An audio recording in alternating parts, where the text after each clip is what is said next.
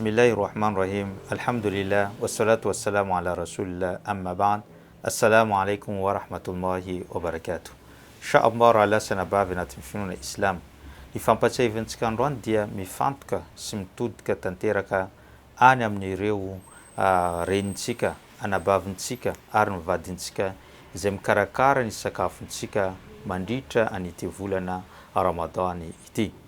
Satria nahoana? Satria izy ireo dia anisan'ny olona izay mahazo tombotsoa betsaka amin'ity volana Ramadan ity.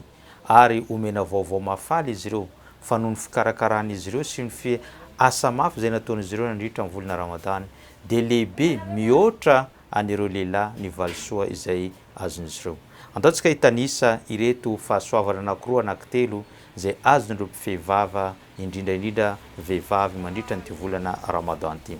Voalohany amin'izany ny valisoa ny fifehezana.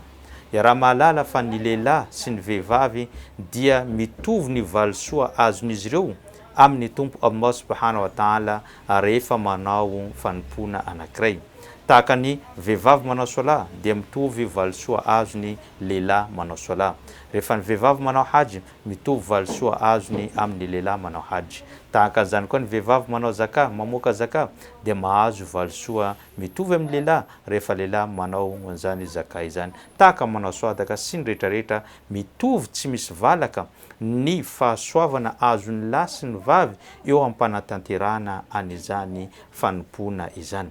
Ka amin'ny alalan'ny fifehezana dia mitovy ireo valisoa azony mpifehivavana lahy na vavy, ary amin'ny andro farany dia miandry ilay surprise avy amin'ny Allah amin'izany hoe valisoa ny fifehezana zany. Satria tompo Allah subhanahu wa ta'ala dia miteny manao hoe fa innahu li wa ana ajibi. Ny fifehezana dia hoahy ary zany mitsangana hamalisoa azy ireo amin'ny andro farany. Zay ny tombotsoa voalohany azon'ireo vehivavy.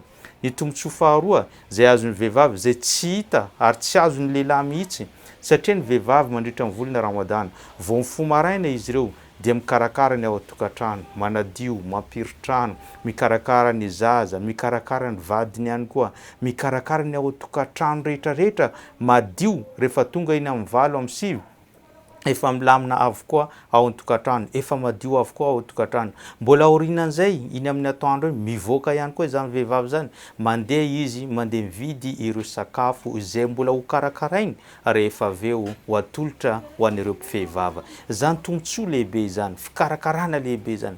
Zany dia azon'ny vehivavy izay tsy azon'ny lehilahy mihitsy, ary ampitombony Allah subhanahu wa ta'ala folo avy eny ary ampitombony fitopolo avy eny amin'ity volana Ramadan ity. Fahasoavana tsy toko tsy foroana lehibe, tsy tambo isaina azon'izany vehivavy izany.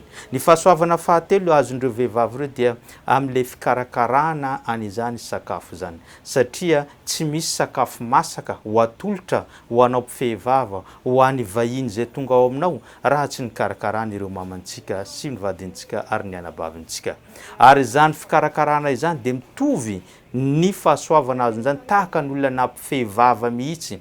Satria mpaminany sallallahu alaihi wasallam miteny amin'ny hadisy manao hoe man fattara sa'iman fa lahu mithlu ajruhu min ghairi an yanqus min ajri as-sa'im shay'un.